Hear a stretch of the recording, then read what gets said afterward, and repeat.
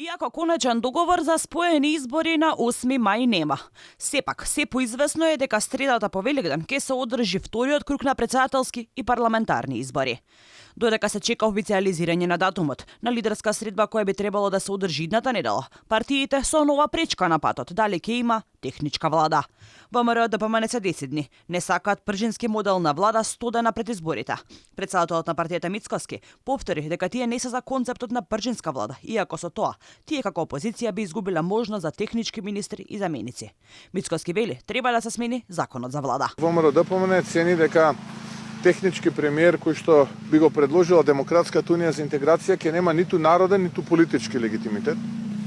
И затоа цениме дека техничката влада предводена со такво кадровско решение, но и самата суштина на техничката влада треба да биде дел од минатото. Македонија е земја кандидат за членство во Европската унија. Македонија е зрела држава да се интервенира во законот за влада и изборниот законник и оваа одредба која што ја дефинира техничката влада да биде конечно избришена. Мицкоски во интервју за Гласот за Америка потврди и дека за него мајскиот договор, односно коалицирањето на победник со победник, не постои, затоа што токму од Дуи го прекршила тој принцип.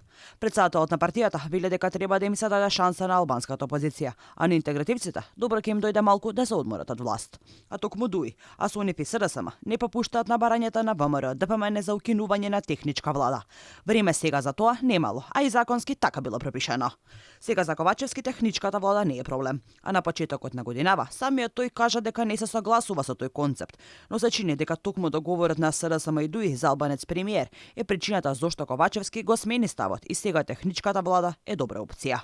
Додека Ковачевски се чини дека прави дузина работи да ги задоволи апетитите на партијата на Ахмети, од неговата СДСМ се сигурни дека тие ќе ја формираат новата влада. Лукаревска истакна дека Ковачевски ќе добие нов 4-годишен мандат. Иако бројките на последните анкети не го покажуваат тоа што го зборува Лукаревска, се уште нема одговор дали во обид да го амортизираат поразот, СДСМ и Дуи би оделе со заеднички листи. Иако тоа прашање беше поставено на премиерот, тој само кажа дека имало време за носење на било какви одлуки.